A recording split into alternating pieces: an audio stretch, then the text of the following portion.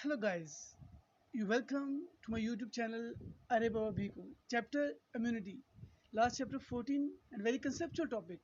Are you ready? Okay. सबसे पहले हम बात करेंगे what is the definition of immunity. Short question में 2 marks का ये आपसे क्वेश्चन पूछा जा सकता है. A very simple definition here. The general ability of an individual to resist a particular infection or disease is called immunity. वो simple सा है, यानी ये हर इंसान की क़ुव्वत मुदाफ़त है. ओके, इसकी कोई डेफिनेशन भी है. The capacity to recognise the intrusion of any material foreign to the body and to mobilize cells and cell products to help remove the particular sort of foreign particle material with greater speed and effectiveness is called immunity. जैसे कि मैंने पहली definition पढ़ी वो थी general ability. हर इंसान की एक जनरल एबिलिटी होती है टू रजिस्टर डिजीज़. ये कूद मुदाफ़त है और हर इंसान की कूद मुदाफ़त में फ़र्क होता है, ये वेरी करती है. इस डेफिनेशन में थोड़ी सी लेंथी डेफिनेशन है but very important. The capacity to recognise, यानी ये भी एबिलिटी होती है किसी इंडिविजुअल की, किसी शख्स की, कि वो फॉरेन पार्टिकल्स को क्या कर सके, रिकग्नाइज कर सके. रिकग्नाइज द इंट्रूजन कहते हैं फॉरेन पार्टिकल्स को जो हमला करते हैं, जैसे बैक्टीरिया, वायरसेस वगैरह हैं. Of any material foreign to the body, जो कि बॉडी के लिए फॉरेन मटेरियल होता है. एंड टू मोबिलाइज, और वो चूँकि एंटीजन बॉडी में एंटर होते हैं तो बॉडी मोबिलाइज हो जाती है, बॉडी के जो सेल्स हैं वो मोबिलाइज हो जाते हैं उन फॉरेन पार्टिकल के अगेंस्ट. ओके, ताकि उनको रिमूव कर दें. This is all about the definition of immunity. अभी हम बात करेंगे types of immunity. Very important topic. ये एमडी कैट के स्टूडेंट्स हैं वो भी रेडी रहें कि इसमें से एमसीक्यू भी बनते हैं एमडी कैट के हवाले से, और ये लॉन्ग का शॉर्ट क्वेश्चन बनता है और शॉर्ट भी आ सकता है. Okay, that is two type of immunity, natural and artificial. जी, नेचुरल की हम बात भी करेंगे. जैसे पिछले स्लाइड में मैंने बताया कि नेचुरल और आर्टिफिशियल दो तरह की इम्यूनिटी है. हम पहले बात कर लेते हैं नेचुरल इम्यूनिटी की.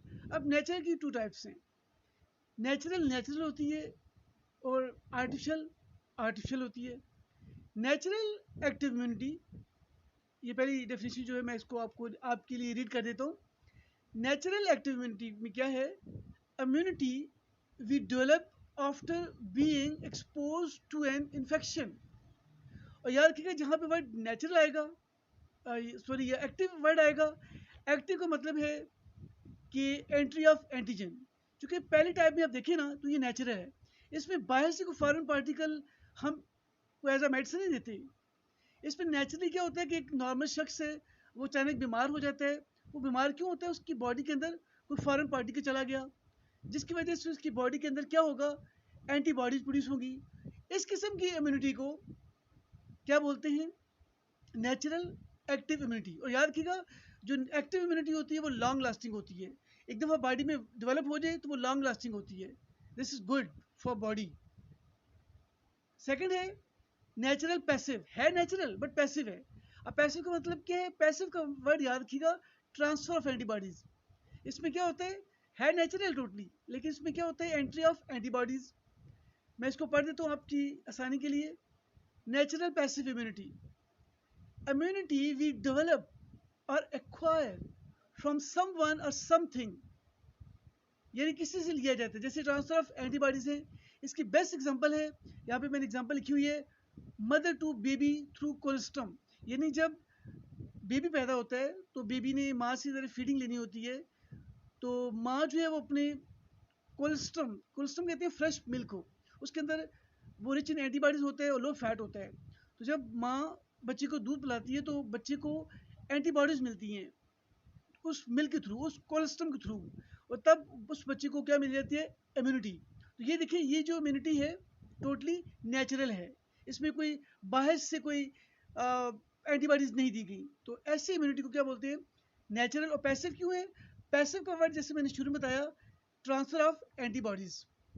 और याद रखिएगा, जो पैसिव इम्यूनिटी होती है ये शॉर्ट टर्म होती है, ये लॉन्ग लास्टिंग नहीं होती। जब तक एंटीबॉडीज बॉडी में है इम्यूनिटी बरकरार रहेगी, जैसे एंटीबॉडीज खत्म होगी तो ये इम्यूनिटी खत्म हो जाएगी। This is very important. ये कंपैरिजन में भी आ सकता है, ये डिफरेंस में भी आ सकता है। अब हम बात करते हैं आर्टिफिशियल के हवाले से।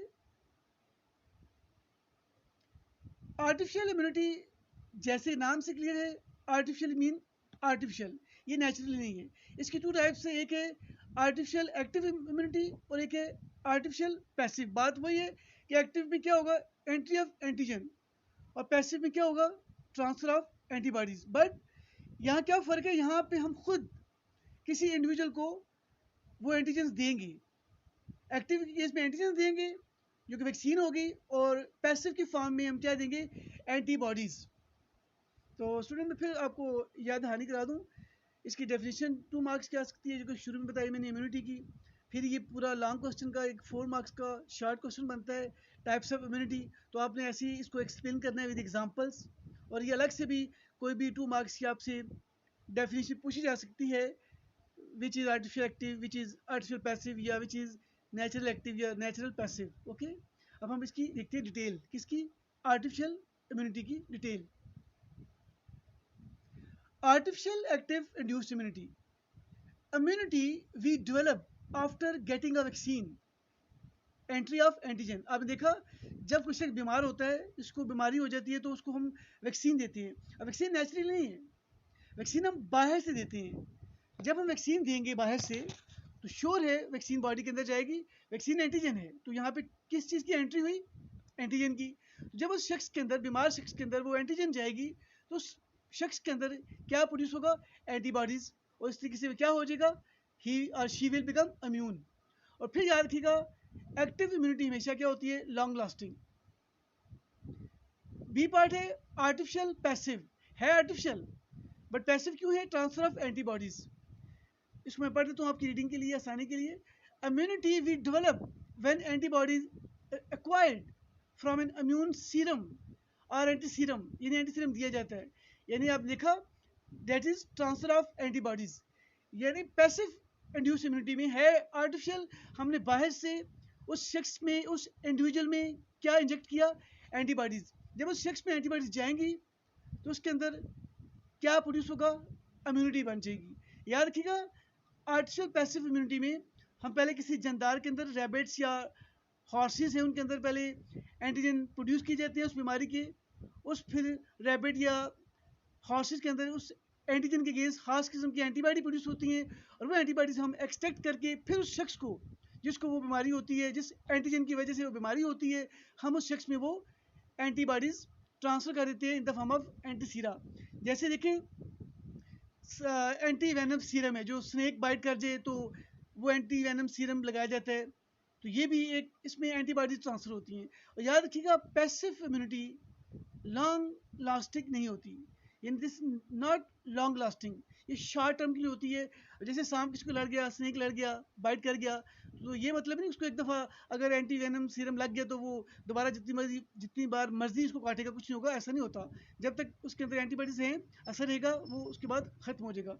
Okay student, I hope you understand all this concept. Take care, bye bye, see you.